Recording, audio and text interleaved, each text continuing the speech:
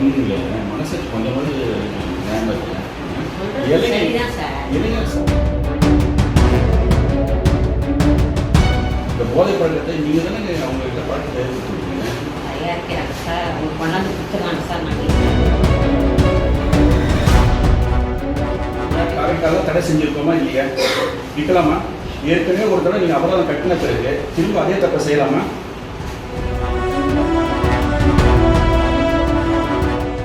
பொறுப்பாக பேசுறீங்களா? கவனிச்சிங்களா எப்படி பேசுகிறாங்கன்னு?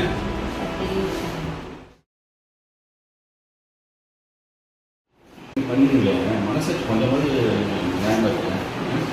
சரிதான் சார். இளைஞர் சமுதாயம், மாணவர்கள், படிக்கிற பசங்களுக்கு இன்னைக்கு எவ்வளோ மாறி போயிருக்காங்க. இந்த போதை பழக்கத்தை நீங்கள் தானே அவங்ககிட்ட பழக்கத்தை ஏற்படுத்திருக்கீங்க. தயாரிக்கிறாங்க சார். அவங்க கொண்டாந்து கொடுத்துருவாங்க சார். நாங்கள் என்ன பண்ணி குறையாது. தப்பு பண்ணிட்டேன் சார். விட்டுருங்க சார். அப்போ தயார் பண்ணி கொடுத்தா நீங்கள் செய்வீங்களா? தடை செஞ்சுருக்கோம்ல. நம்ம மாநிலத்தில், நம்ம ஊரில், காரைக்காலில் தடை செஞ்சுருக்கோமா இல்லையா? விற்கலாமா? ஏற்கனவே ஒரு தடவை நீங்கள் அபராதம் கட்டின பிறகு திரும்ப அதே தப்பை செய்யலாமா? அப்போ நீங்கள் அந்த மாதிரி செய்றீங்கன்னா உங்களுக்கு என்ன அப்போ சமூகத்திலே உங்களுக்கு கிடையாது இல்லை தானே? ஏதாவது பொறுப்பாக பேசுறீங்களா? கவனிச்சிங்களா எப்படி பேசுகிறாங்கன்னு? இப்போ கொஞ்சம் கூட உங்களுக்கு அக்கறையே இல்லையா? உங்களுக்கெல்லாம் கடுமையான தண்டனை கொடுத்தா தான் நீங்களாம் மாறுவீங்க. உங்களை மாற்றி காட்டுறோம்.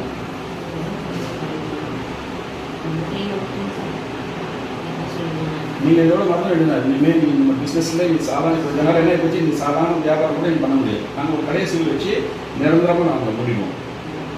திருநள்ளாறில் வெள்ளாழ வீதி அப்படிங்கிற ஒரு தெருவில் ஒரு வீட்டில் கிட்டத்தட்ட 50,000 மதிப்புள்ள ஹேண்ட்ஸு, கூல் லிப் போன்ற தடை செய்யப்பட்ட புகையிலை பொருட்களை நாங்கள் பறிமுதல் செஞ்சுருக்கோம். இந்த பறிமுதலில் வந்து திருநள்ளாறு காவல் நிலைய போலீஸாரும் உணவு கடத்தல் பிரிவு போலீஸாரும் எங்களுடன் இணைந்து இந்த சோதனையை மேற்கொண்டு இந்த பறிமுதலை செய்திருக்கிறோம். நீண்ட நெடு நாட்களாக திருநள்ளாறு பகுதியில் இந்த தடை செய்த புகையிலை பொருட்கள் புழக்கத்தில் இருப்பதாக எங்களுக்கு தகவல் வந்து கொண்டிருந்தது. அதற்கு முக்கிய காரணத்தாக இந்த ஒரு பெண்மணி வந்து எங்களால் அடையாளம் காணப்பட்டு அவரது வீட்டில் சோதனை செய்த போது இந்த 50,000 மதிப்புள்ள பொருட்கள் கைப்பற்றப்பட்டது. ஏற்கனவே இந்த பெண்மணி இது தொடர்பான ஒரு வழக்கிலே அபராதம் செலுத்தியுள்ளார்.